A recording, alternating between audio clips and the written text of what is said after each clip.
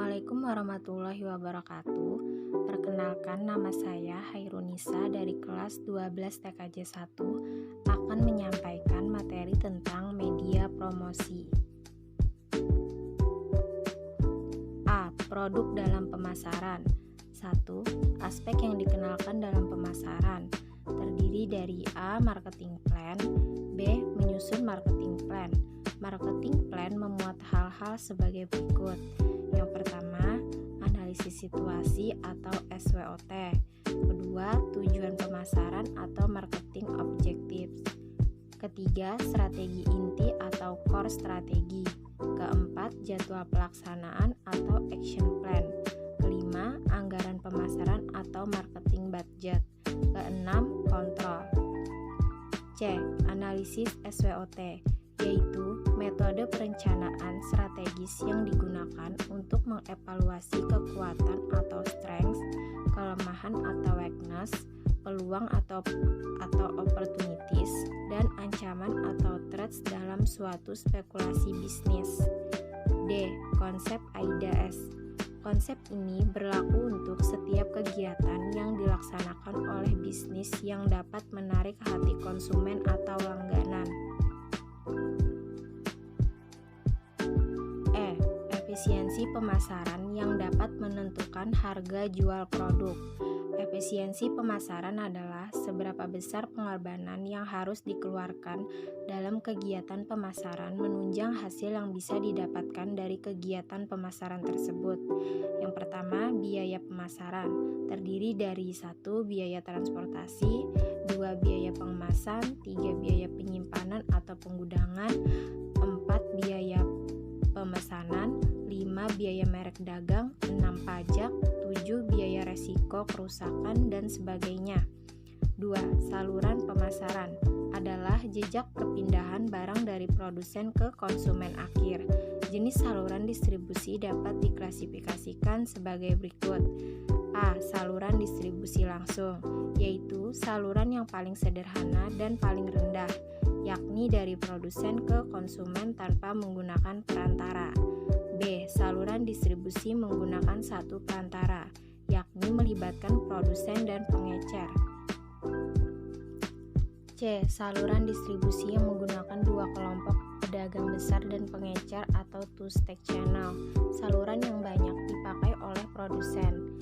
D. Saluran distribusi yang menggunakan 3 pedagang perantara. Dalam hal ini, produsen memilih agen sebagai perantara untuk menyalurkan barangnya kepada pedagang besar.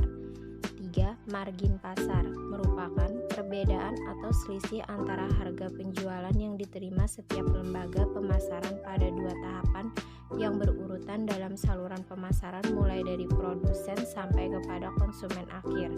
Ada 2 unsur yang mempengaruhi margin pemasaran, yaitu 1. Biaya yang dikeluarkan untuk menjalankan fungsi tata niaga seperti pengumpulan, pengolahan, penyimpanan, pengepakan, pengangkutan, dan lain-lain. Kedua, biaya keuntungan dari pasar-pasar perantara atau keuntungan pedagang perantara.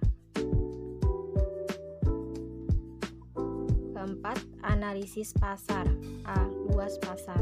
Populasi pasar atau market population atau potensial pasar, yaitu keseluruhan permintaan terhadap produk tertentu pada wilayah dan periode waktu yang berbeda pula. Bagian pasar yang dapat dikuasai adalah pasar aktual yang direalisir. Bagian ini bila dibandingkan dengan pasar yang dapat dipenuhi oleh keseluruhan industri adalah kemampuan penguasaan perusahaan atas pasar atau market share. B. Analisis potensi pasar. Bagian pasar yang mampu dikuasai oleh perusahaan apabila dibandingkan dengan penjualan seluruh industrinya atau total penjualan perusahaan yang sejenis, dikenal sebagai market share. Kedua, elemen dalam pemasaran. Elemen penting dalam konsep pemasaran.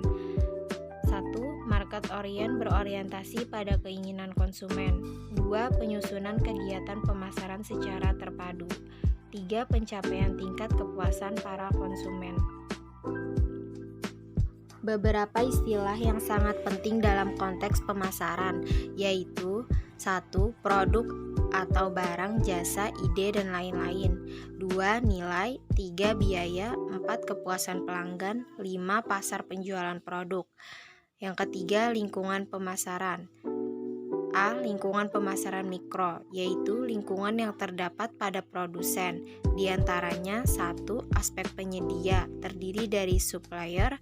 Kedua, aspek pemasaran, terdiri dari reseller, agen pelayanan pemasaran, perusahaan distributor fisik. Ketiga yaitu aspek pelanggan, terdiri dari individu, rumah tangga, pasar produsen, pasar penjual atau reseller, pasar pemerintah, dan pasar internasional. Keempat, aspek pesaing, terdiri dari perusahaan yang membuat barang yang sama dan perusahaan yang bersaing untuk merebutkan uang konsumen. B. Lingkungan pemasaran makro, yaitu kekuatan masyarakat yang lebih luas dan mempengaruhi seluruh lingkungan mikro pemasaran suatu perusahaan yang mempunyai pengaruh secara tidak langsung terhadap pemasar. Berikut lingkungan yang berpengaruh pada pemasaran makro. Yang pertama, lingkungan demografi, lingkungan sosial budaya. Ketiga, lingkungan ekonomi. Keempat, lingkungan politik dan lingkungan teknologi. C. Lingkungan pemasaran global, yaitu lingkungan perusahaan yang terdiri dari pelaku dan kekuatan di luar pemasaran yang mempengaruhi kemampuan manajemen pemasaran guna mempertahankan dan membangun hubungan yang berhasil dengan pelanggan sasaran. Keempat, variabel yang tidak terkontrol oleh wirausahawan. Yang pertama, keadaan persaingan. Kedua, perkembangan teknologi. 3. Perubahan demografi. Keempat, kebijakan politik dan ekonomi pemerintah. Keenam, sumber daya alam. B. Media promosi. 1. Pengertian promosi. Promosi adalah salah satu cara untuk memperkenalkan produk usaha kita. 2. Tujuan promosi. Pertama, 1. Untuk menyebarluaskan informasi suatu produk kepada calon konsumen yang potensial. 2. Untuk mendapatkan konsumen baru dan untuk menjaga loyalitas konsumen tersebut. 3. Untuk menaikkan penjualan serta laba atau keuntungan. 4. Untuk membedakan dan mengunggulkan produknya dibandingkan dengan produk kompetitor. 5. Untuk branding atau membentuk citra produk di mata konsumen sesuai dengan yang diinginkan. 6. Untuk merubah tingkah laku dan pendapat konsumen tentang suatu produk. Ketiga, media promosi. Menurut William West, John Burns, dan Sandra Moriarty, media adalah sarana komunikasi yang membawa pesan-pesan dari pengiklan kepada konsumennya. Media iklan menjadi salah satu elemen yang penting dalam melakukan pemasaran produk, barang maupun jasa. Berikut beberapa media promosi yang dapat dicoba oleh wirausahawan. A. Promosi media cetak. Media cetak adalah cara promosi yang paling banyak digunakan. Berikut dijelaskan beberapa bentuk promosi melalui media cetak. Yang pertama, iklan koran atau surat kabar, merupakan salah satu bentuk iklan yang penempatannya berada di halaman koran atau surat kabar. Bentuk iklan di koran juga beragam, ada iklan baris, iklan display, advertorial, dan iklan suplemen. 2. Iklan majalah, merupakan media iklan yang berada di halaman majalah. Perbedaan iklan dengan majalah terlihat pada bentuk yang berbeda. Bahan kertas lebih eksklusif, desain layout, dan biasanya memiliki segmen pasar tertentu dan terbit sebulan sekali. Ketiga, iklan tabloid, merupakan iklan-iklan di tabloid, pada umumnya bisa terbit mingguan ataupun bulanan. Keempat, jurnal, merupakan media khusus yang diterbitkan oleh kalangan tertentu dan biasanya tidak diperjualbelikan.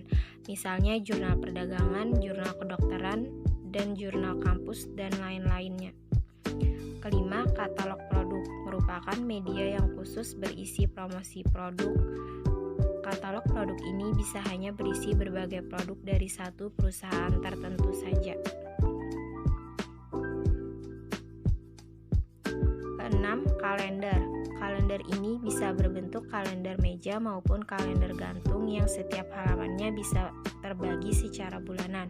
Iklan melalui kalender biasanya diterbitkan setahun sekali menjelang tahun baru. 7. Brosur atau pamflet atau flyer, merupakan media iklan yang dicetak berisi berbagai hal secara rinci mengenai produk yang ditawarkan.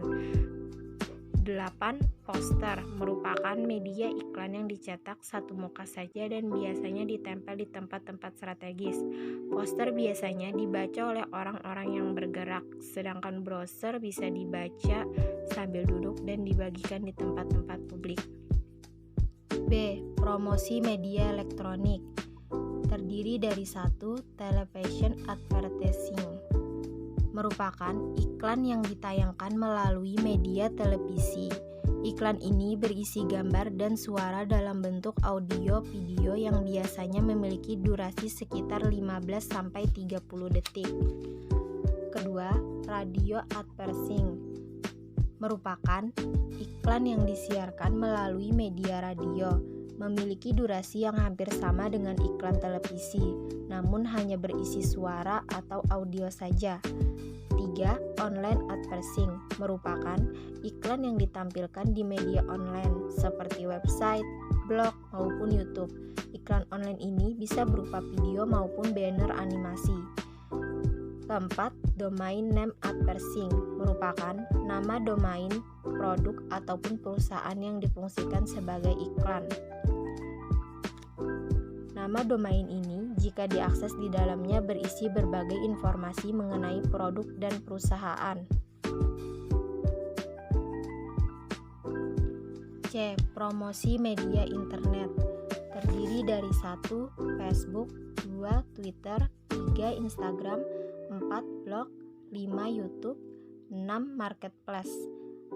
Terdiri dari online shop atau toko online adalah sistem belanja online yang mana pembeli dapat menanyakan harga atau pertanyaan apapun terkait produk kepada penjual secara langsung, dapat melalui BBM, Line, atau WhatsApp. Kedua, e-commerce, yaitu pembeli tinggal memilih barang yang diinginkan pada sebuah website, kemudian mengklik tombol beli dan melakukan transfer sejumlah harga yang tercantum. Contohnya misalnya jalora.com, berrybenka.com, dan lain-lain. Perbedaan marketplace jualan online dan e-commerce. 1. Pada sistem belanja marketplace, penjual tidak melakukan tanya jawab kepada pembeli dan tidak ada diskon ataupun tawar-menawar seperti pada online shop. Contohnya tokopedia.com, olx.co.id, bukalapak.com, dan lain-lain. Kedua, online shop atau toko online adalah sistem belanja online yang mana pembeli dapat menanyakan harga atau pertanyaan terkait produk kepada penjual secara langsung, dapat melalui BBM, Line, atau WhatsApp. Ketiga, pada e-commerce, barang ataupun produk yang dijual berasal dari website itu sendiri. Contohnya zalora.com, berrybenka.com, dan lain-lain. D. Promosi media iklan luar ruangan terdiri dari 1. Billboard adalah salah satu bentuk promosi iklan luar ruang yang berbentuk seperti poster, namun memiliki ukuran cukup besar. Billboard biasanya dipasang di tempat-tempat publik yang ramai, seperti jalan raya, pasar, terminal, stasiun, atau lainnya. Kedua, baliho adalah media promosi yang digunakan untuk memberitakan informasi event atau kegiatan yang berhubungan dengan masyarakat. Ketiga, Shopsegen branding adalah media promosi yang berfungsi untuk memberikan petunjuk kepada para konsumen agar mengetahui di mana sebuah tempat usaha berada. Keempat, neon box adalah media promosi berbentuk box atau bentuk lain yang di dalamnya diterangi lampu neon. Neon box biasanya dapat lebih mencuri perhatian pada malam hari dan diletakkan di lokasi usaha. 5. Spanduk adalah media promosi yang biasanya terbuat dari kain ataupun MMT yang dipasang secara membentang di pinggir jalan maupun lokasi usaha. 6. Iklan tembok adalah media promosi yang menggunakan tembok sebagai media iklannya. Iklan ini biasanya dilukis di dinding-dinding rumah, gedung, jembatan, pagar, ataupun lainnya yang berada di keramaian. Ketujuh, media 3D adalah media promosi berbentuk 3 dimensi yang mencerminkan produk tertentu yang dipromosikan. Promosi media produk adalah promosi yang dilakukan melalui sebuah produk seperti tas, kaos, topi, dan lain-lain. Biasanya ketika Anda mengikuti seminar, Anda akan mendapatkan sebuah tas dengan logo sebuah perusahaan. Tips cerdas promosi dengan Instagram atau Instagram for Business. Yang pertama, insight. Membantu memberitahu Anda informasi penting tentang followers Anda dan postingan mana yang memiliki jangkauan dan engagement atau keterlibatan pelanggan paling tinggi. 2. Promote, yaitu memperbolehkan Anda untuk menjadikan postingan Anda sebagai ads atau iklan di aplikasi Instagram. Berikut tips cerdas memanfaatkan Instagram Business sebagai media promosi. 1. Pilih Android dengan kualitas gambar yang bagus. 2. Membuat akun Instagram dan gunakan nama brand jualan Anda. Ketiga, lengkapi profil akun jualan Instagram yang telah dibuat dengan data yang jelas. 4. Upload foto, gambar, video produk dengan keterangan lengkap. 5. Pajang foto testimoni kepuasan pelanggan. 6. Lakukan share dan tag. 7. Layanan respon cepat atau pertanyaan pelanggan. 8. Iklan dengan Instagram ADS. 9. Lakukan teknik soft selling. 10. Perbanyak followers. 11. Untuk promosi, perlu sesekali menawarkan diskon atau hadiah dengan syarat khusus untuk menarik konsumen. 12. Amati akun Instagram yang populer, amati tiru modifikasi. C. Strategi pemasaran. 1. Pengertian strategi pemasaran menurut para ahli. Yang pertama, Kotler dan Armstrong. Strategi pemasaran adalah logika pemasaran di mana unit bisnis berharap untuk menciptakan nilai dan memperoleh keuntungan dari hubungannya.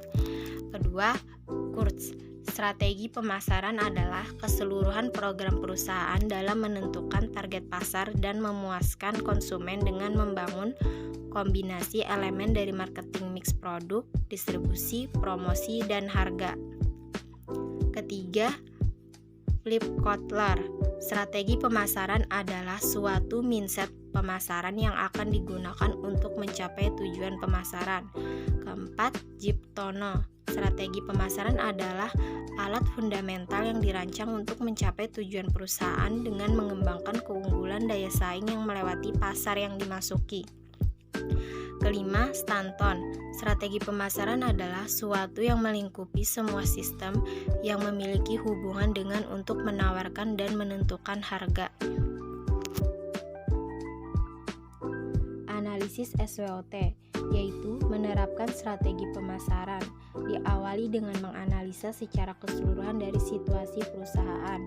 Yang pertama, kekuatan atau strengths, yaitu kemampuan internal sumber daya dan faktor situasional positif yang dapat membantu perusahaan melayani pelanggan untuk mencapai tujuannya. Kedua, kelemahan atau weakness, yaitu keterbatasan internal dan faktor situasional negatif yang dapat menghalangi performa perusahaan. Ketiga, peluang atau opportunities, yaitu faktor atau tren yang menguntungkan pada lingkungan eksternal yang dapat digunakan untuk memperoleh keuntungan. Keempat, ancaman atau threats, yaitu faktor pada lingkungan eksternal yang tidak menguntungkan yang menghadirkan tantangan bagi performa perusahaan.